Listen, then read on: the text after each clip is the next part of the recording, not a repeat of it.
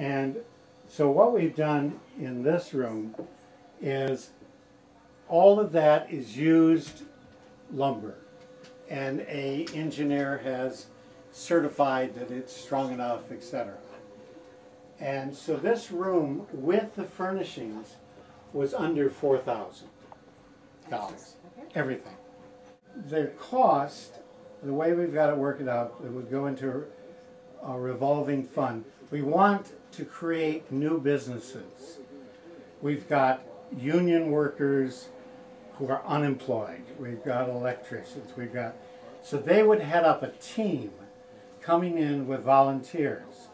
The volunteers would have credits to help them make their payments.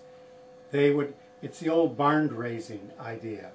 Your neighbors come, help you put it up. When it's your turn, vice versa. Pieces, the other thing that Mark Alexander, I've got to drill into his brain, people don't go to shelters because they destroy dignity. They're afraid to be there. You've got to make dignity. The walls are constructed of headboards from hotels. Hotels change their furnishings, and these were $5 a piece. And I liked them so much, I wanted more. I went back and they said, oh, they're not $5 anymore. They're now 2 for $5. Oh, wonderful. Okay. I'll keep my voice low because somebody's sleeping in there. Again, the polycarbonate ceilings lets in light, doesn't let in heat. So this doesn't heat up. But if you peek in here real quickly and take a look at the ceiling and the walls here, all of it done with headboards. It looks like a coffered ceiling. Looks like the houses in England. That's Bentley, yeah. That's beautiful. Yeah. No, it's a regular shingling up there, yeah, up there, yeah. That's Okay. beautiful. Now we built a loft in there, and the 10-year-old, because the planning department would not let us, we wanted to do temporary structures and then take them down. They said you can't put up a structure, the law doesn't allow for temporary. So how we got around it is we built on trailers. We pushed trailers and then built the structure and then converted it, and we'll explain why, to a boat. We got these registered as boats. Somebody donated those beams. You'll see the floor joists there were 85 cents a foot. We couldn't buy the 2x4s. Each of the pieces you see there is designated for a house. So you're looking at 5 houses down there. Oh, that's awesome. They'll be put on the trailers. We have locations in Oahu that they'll be moved to. And we've focused on that same area that you have, agricultural. Because under the zoning, you can have up to 7 houses on that agricultural. And it preserves agriculture as a feasible economic means. Your plan to have people pay rents allows that agriculture to experiment, etc. Let's walk this way.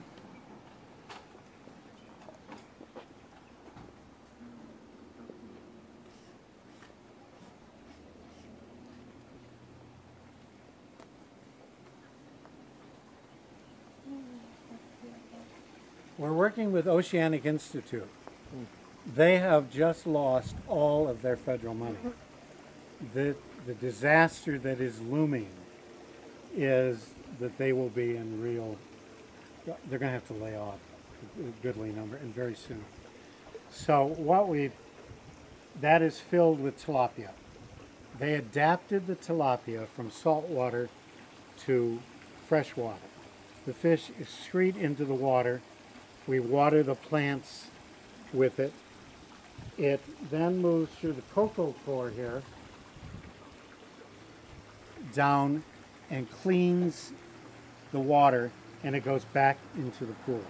So it's a circular situation where that kind of thing just makes sense. Yeah. For Micronesia, it becomes life and death because they have put up these walls. Already the ocean is washing in. It used to take a major storm for it to come onto the land. Now it is a moderate storm. All of the housing, roads, utilities are around the shoreline, and that becomes disaster. The agriculture there is so that the people can survive, etc. But if the ocean kills the agriculture, it went under the walls because it's sand and coral and wiped out fields. So this will all be out of the ground, and we will use those. There's strawberries in there, there's tomatoes in there, there's a whole variety of things. We're seeing what works best. The use of the art pieces and so forth are just to demonstrate that you can have a very attractive area. If you look here, one of the problems with water collection, this pool is going to be used both in Micronesia and here to take water off the roof and put it in the pool so that self-sufficiency can occur. We've also got solar panels. We got 35 sets of solar panels that came out and will heat water, and the water will be heated from that pool. Okay? This material is recirculated plastics. They were 10 cents a piece. And the water running off this will not become contaminated. It is set for whoever needs to put it up. It says nail here, nail there. It's idiot-proof roofing. Get these materials, find a huge warehouse, and as things come into the warehouse, we'll take digital pictures, put them into the computer. There already exists a software program where people can come in and shop a house and say, I like that piece and that piece and that piece. The architectural program will put that house into a 3D picture, tell you what it's going to cost you to build, what your monthly payments will be, and one of the businesses we want to create, and this is a good time, we are uncompensated for the work we're doing. We will not be part of any of these businesses. What we're doing is because I'm old, at 74, I want to make sure that my grandkid is okay.